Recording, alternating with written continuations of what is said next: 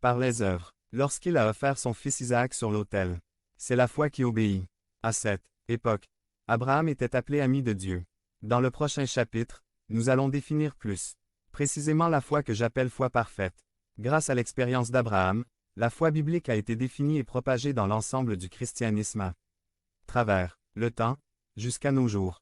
Et l'Écriture, prévoyant que Dieu justifierait les païens par la foi, annonça d'avance la bonne nouvelle à Abraham, en disant, « En toi, toutes les nations seront bénies. » 9 Ainsi, ceux qui ont la foi sont bénis avec Abraham le croyant.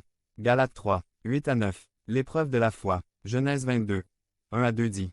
Après ces choses, Dieu éprouva Abraham, et lui dit, « Abraham, et il répondit, « Me voici. » 2 Et il dit, « Prends maintenant ton fils, ton unique, Isaac, que tu aimes, et va au pays de Moria, et là offre-le en holocauste sur l'une des montagnes que je te dirai. » Dieu ordonna à Abraham de prendre son fils unique pour l'offrir en holocauste sur l'autel. Ici, la foi et l'obéissance étaient consolidées pour plaire à Dieu. Et Abraham se leva de bon matin, sella son âne, et prit avec lui 2 de ses serviteurs et Isaac, son fils. Genèse 22, 3. Abraham obéit et partit précipitamment vers le mont Moria pour sacrifier son fils qu'il aimait. Il construisit un autel, disposa le bois et y attacha Isaac.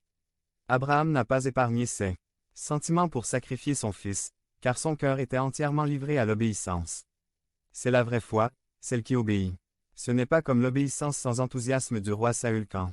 Devenez membre de la chaîne et AIDEZNOUS à propager la parole de Dieu à travers le monde. Samedi mars 16 2024. Parlez à Dieu en 5 minutes. Description de la vidéo.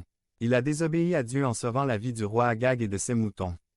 L'obéissance d'Abraham était solide, complète et convaincante. Foi suprême. Abraham croyait qu'une fois Isaac mort, Dieu le ressusciterait, parce qu'il lui avait promis que, grâce à sa postérité, la terre entière serait bénie. Abraham avait la foi nécessaire pour croire que Dieu s'était engagé à respecter sa parole et qu'il ne lui ferait pas défaut.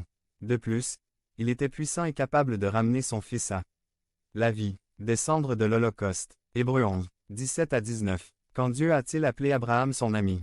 C'est à ce moment qu'Abraham, par la foi, commença à déplacer le couteau sacrificiel vers Isaac.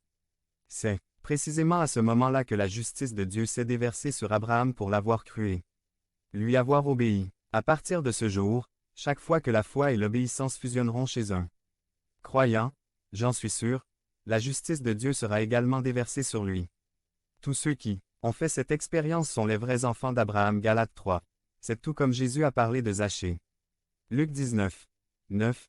Et malheureusement tous ceux qui manquent de la foi d'Abraham ne recevront pas la